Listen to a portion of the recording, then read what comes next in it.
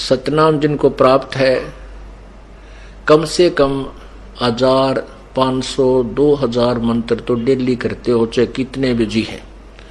चलते फिरते बस में बैठ के खाते पीते, परमात्मा ने बेरा है कि काल पीछा छोड़े को ना, और ना इसने भक्ति की फुर्सत दे, फंसा सा दिया। तो परमात्मा ने ऐसी विधि बता दी कि नाम उठत नाम बैठत नाम सोत जागबे, नाम खाते नाम पीते नाम सेती लागबे। हमने देखा हमारे खेतों में जो हल जोड़ा करते थे हाली, कुछ तो हमारे मतलब हम उम्र थे, कुछ बड़े थे, तो तकरीबन हमने देखे वो क्या क्या करते, हल जोत रहे हैं और रागनी गा रहे हैं उसका पीछे पीछे, कोई फिल्मी गाना गाता गाता अपना काम करा। परमात्मा के अब हम वही परिश्रम करते करते कहता आरती कर ले, रमैणी कर ले, और बातें मंत्र श्रवण करे राम नाम का, ना परमात्मा की महिमा के शब्द गान लग जा, तो वो उसके द्वारा बीजा हुआ अन्न भी परमात्मा के मंत्रित हो जाता है उस वाणी से, और फिर वो उस अन्न को कोई खावेगा उसका भी उदाहरण लग जाएगा। इब गावा रागनिर पीवा बीड़ी, और फिर बीज बोए रत राग, उसका क्या असर होगा फिर उस बीज से, सारे नशेड़ी हो गए उसी तरीके से। तो ऐसे ही हमने इस समाज को बदलना है, इस प्रोसीजर को चेंज करना है। किसान मजदूर मजदूरी कर रहा है, अपना सिमरण करे, और सिमरण तो मन हट जाता, फिर अपना भगवान की 2-4 जो भी वाणी याद आ वह गान लाग जा, फिर उस वाणी तो छिक ले, तो फिर सिमरण पर ला दे, फिर रमैणी करने लाग जा, फिर शाम की आरती कर ले, चाहे काम करते करते मजदूरी करते करते आरती कर ले, रोटी पोते पोते कर ले, बर्तन साफ करते करते कर लो, क्योंकि वो तो आत्मा से करनी होती है। तो ऐसे जो कमाई कर ली और फिर मार्ग से भ्रष्ट हो गया, तो वो क्या होगा? अब ब्रह्म जैसे श्वास के सिमरण की कितनी कमाई, फिर एक ओम नाम के मंत्र की कितनी कमाई हो जाएगी जो सतनाम के अंदर है। तो उस ओम नाम की कमाई जो जिसकी अत्यधिक है और रह गया यहीं काल के जाल में, तो काल उनको सिलेक्ट कर लेता है।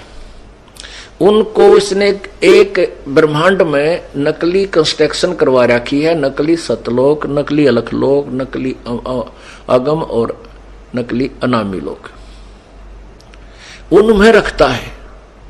ये बोली बूझ वानो समझाओ आगे सतलोक, और फिर उन्हीं में से सिलेक्ट करके ब्रह्मा विष्णु महेश की पदवी पर रख लेता है।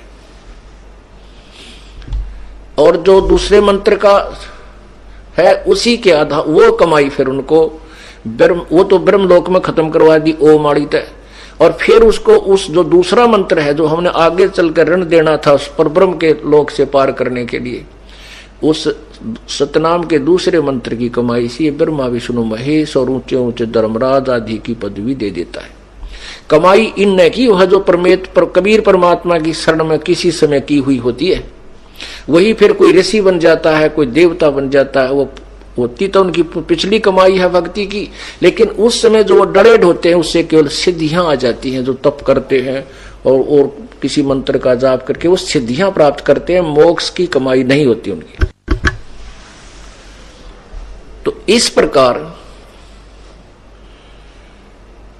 ये काल का भयंकर जाल है। तो कहने का भाव ये है कि आप ये नहीं कि नाम ले लिया, सार नाम ले लिया और पार हो गए, नहीं। अब तो आप भगत बने हो, अंतिम श्वास तक प्रभु के चरणों में गिरे रहना पड़ेगा, पड़ा रहना होगा।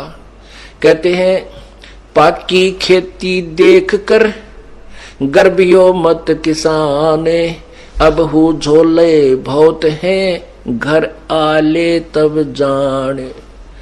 कहते हैं फसल पक रही है जैसे वर्तमान में, और कहते किसान को कहता अब अभिमान मत करना, अब इतना बेरा कितनी गर्द फड़ शेष रहती हैं, कोई ओले पड़ जा, आंधी आ जा, वर्षा घनी हो जा।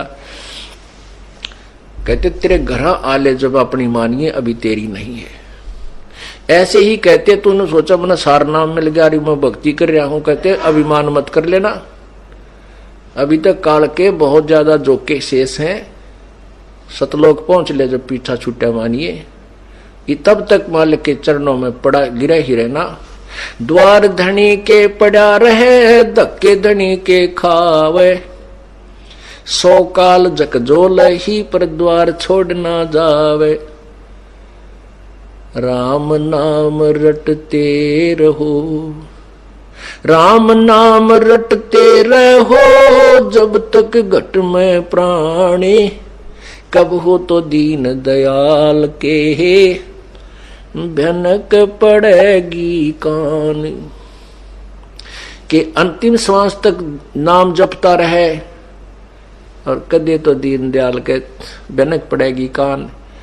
और जब वो प्रसन्न होगा 1 सेकंड में आपको सतलोक बैठा देगा। 1 सेकंड के अंदर ऊपर पाओगे तुम, काल में पता भी ना चले कौन से रास्ते गया। ये उनके लिए व्यवस्था होगी जो अंतिम श्वास तक परमेश्वर की शरण में इस दास के माध्यम से लगे रहेंगे। गीता जी अध्याय नंबर 8 के श्लोक 13 में स्पष्ट किया है कि ओम इति एक अक्षरम, ओम इति एक अक्षरम, माम व्यवहारन ब्रह्म अनुसमरण। माम ब्रह्म, मुझ ब्रह्म का तो ये एक ओम मंत्र है, केवल ये एक ओम अक्षर है। उच्चारण करके सुमरण करने का यह पर्याति तजन देहम सयाति परमाम गतिम, जो अंतिम सांस तक प्राण त्यागने तक इसका सिमरण करता है वो परम गति को प्राप्त होता है। काल कहता वो मेरे वाली परम गति को प्राप्त होता है। यही परमात्मा कहते हैं द्वार धरणी के पड़ा रहे। गीता जी अध्याय नंबर 8 के श्लोक नंबर 7 और 5 में गीता ज्ञानदाता कहता है कि मेरी भक्ति कर तो मेरी शरण में रहेगा। ये नियम है।